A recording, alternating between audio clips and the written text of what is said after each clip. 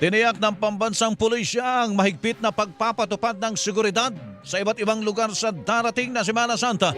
Ayon kay Police Brigadier General Gene Fajardo, tagapagsalita ng PNP, daragdagan nila ng 3 oras ang duty ng mga pulis.